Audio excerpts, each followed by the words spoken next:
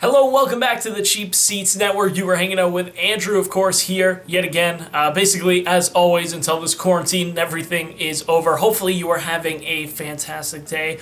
I'm actually technically not alone in this room. Okay, he doesn't want to be on camera. That's Marley. That's my dog. But anyway, we are going to be looking at Wrestlemania Night 2. Now, if you haven't watched Night 1's review and results video, I highly recommend you go and check it out. I explain why it's on the channel and everything else. So without further ado, I think we jump right in to Night 2 of Wrestlemania.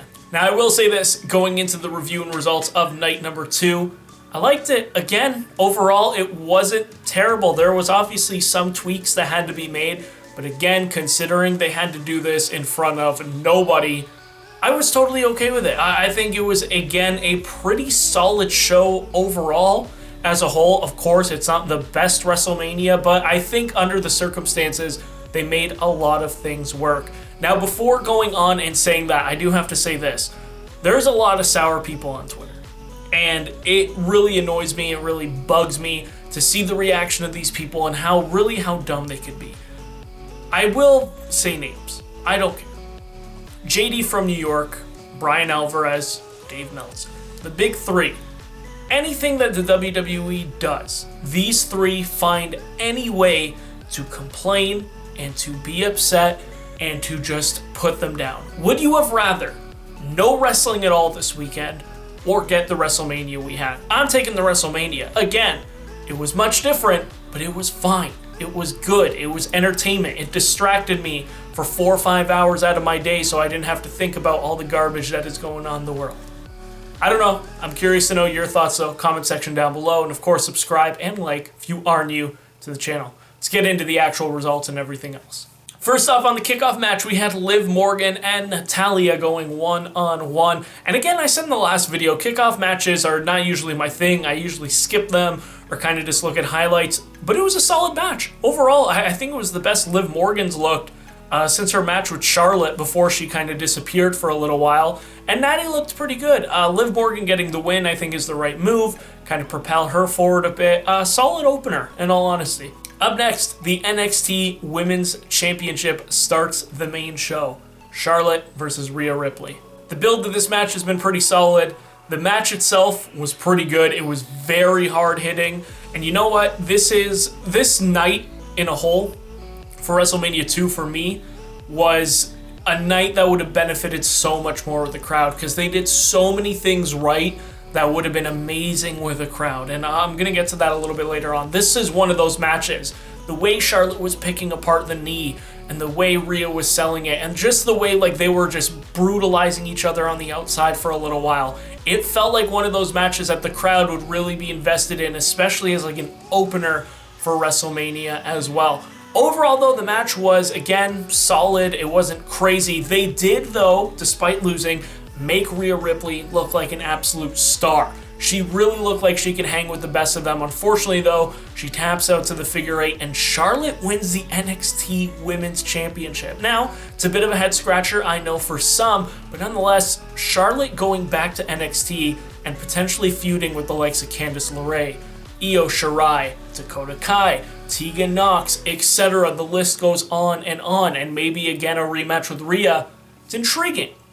Now, I didn't mention one name, that is Bianca Belair. We're going to get to her a little bit later on. But still, I'm really curious to see what they do with Charlotte now. Does she go back to NXT to defend the title, which I think I'm totally okay with. Again, I mentioned in the first video, I love NXT. So this could be kind of a really big thing, I think, for that brand and for the women on that brand as well. We'll see where this all goes.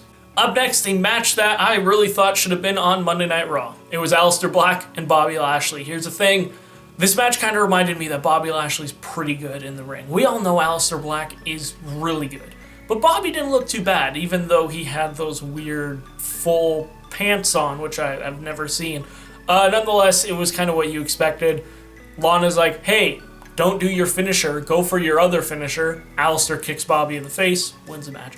Overall, hard-hitting, decent second match, but again, I think one that could have just been settled on Raw or a random pay-per-view wherever else. It didn't have to be on this card.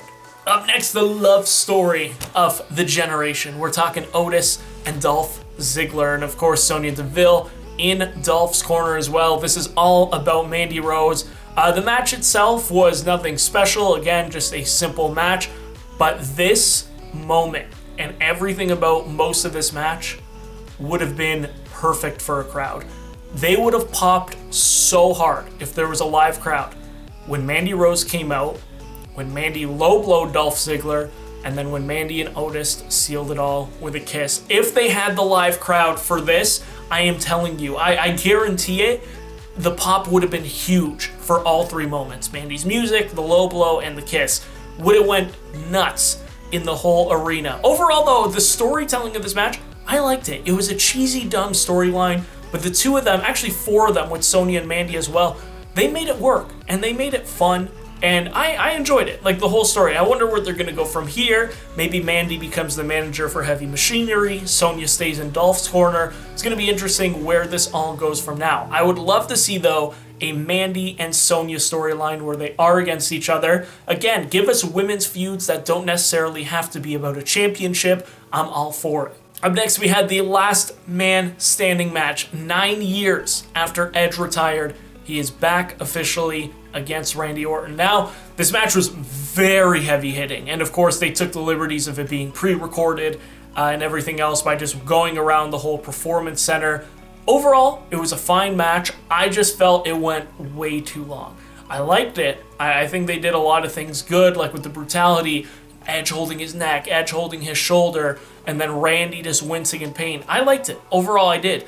But it just went on a little bit too long. Honestly, I would say 5 to 10 minutes too long. They really took the liberty of it being pre-recorded. But overall, I think it was a good showing to see Edge back. I really like that he's doing that submission move as opposed to the spear, because we know that the spear is, again, all on the neck and shoulder, which is where he has had a lot of injuries. So if they can avoid the spear as much as we do love it, then it's totally fine. The submission hold, I'm a big fan of Edge doing that, so hopefully that does go on. Overall, though, this match had some nice spots, like the one in the conference room where Edge goes on kind of that steel cage and drops the elbow on Randy Orton. The RKO as Randy is the cameraman right away. It was great. Overall, it was a good match, just went on way too long. Up next, the Raw Tag Team Championship, the Street Profits against Austin Theory and Angel Garza with Zelina Vega in their corner, and the Street Profits pull out the victory. The Profits end up winning, which was the right choice. I think it is great that they keep the Raw Tag Team titles because they are phenomenal. Montez Ford is top-notch, to say the least. But then what ends up happening after the match is what really got people talking. What ends up happening is Austin Theory and Garza attack the Profits, and so does Zelina Vega. She gets in the ring, she super kicks Montez Ford, which then brought out Bianca Belair. Now, this is another moment with a live crowd they would have absolutely went crazy for, seeing Bianca Belair come out and defend her husband, Montez Ford. Now, what does this mean? Is she coming up to Raw? If that is the case, that's why I didn't mention her with people Charlotte can feud. If she is coming to Raw, you could give us again Bianca and Shayna Baszler, Bianca and Becky Lynch, Bianca and Asuka. The whole possibility is just everywhere for Bianca Belair. I think she has the highest ceiling of any woman in the women's division right now. She is so good. She's phenomenal. She's young. She's got everything to be the top woman in WWE, and I really think that they can really escalate it with this right now. As for the Raw Tag Team Championships, I don't really know where you go from here. You got the Street Profits holding it, and I'm happy. Do you maybe go against the Viking Raiders again? Where do you kind of go from here with who the Street Profits face? Maybe you form another new tag team. Maybe Ricochet gets a partner, Cedric Alexander, because I think those four could definitely make a killer Raw Tag Team Championship match if you had Cedric and Ricochet on a team up against the likes of, again, the Street Profits. Then we have the SmackDown Women's 5-Way match between Bayley, Sasha Banks, Lacey Evans, Naomi, and Tamina. Your yearly reminder that Tamina still works in the WWE. Overall, though, the match was fine. Tamina went out right away. Shocking, she went first after, oh, here she comes dominating, Oh, they all teamed up and took her out. Yeah, not the least surprising thing in the world. So Tamina does her thing, gets eliminated. And after that with the four, I would say it was solid. In all honesty, Bayley playing to the commentary and really taking advantage of the talking in the empty arena. She was great. Bayley looked awesome. Sasha's starting to look like, I think, her old best. Naomi is phenomenal. I love her. And Lacey Evans is starting to pick it up a little bit. She is not yet a champion. She also had that weird spot where she injured her wrist and struggled to do the American Salute. That was stupid. But Lacey Evans is starting to look pretty good, in all honesty, in the ring. Now, overall, Bayley does come out with the victory with the helps of Sasha Banks, despite Bayley pushing Lacey Evans into Sasha and giving her the women's right. Now, here's my theory about where this goes from here. Bayley keeps the title, and either two things happen. Sasha Banks wins Money in the Bank, yes, and she goes on to cash in on Bayley, or you save it for SummerSlam where one or the other turns on the other, and it sets up a match at SummerSlam between Sasha and Bayley. Then you could even have shenanigans where Sasha finally wins the Smackdown Women's Championship and she gets cashed in on right away, setting up a whole three-way feud. I don't know. I think you could go a little bit nuts with the Smackdown Women's Championship because, well, it kind of needs it at this point. And I'm all here for it. Bayley has been a great champion in my opinion. Sasha's starting to get to her best, as I mentioned, so keep giving me things like this. Up next, arguably the most bizarre and crazy thing we have seen in the WWE, and we literally had the Boneyard match the night before. The Firefly Funhouse, John Cena and The Fiend, Bray Wyatt. This was awesome. I don't care how many people were saying, this was confusing, this was stupid. That was the whole point. It was meant to literally mess with your mind.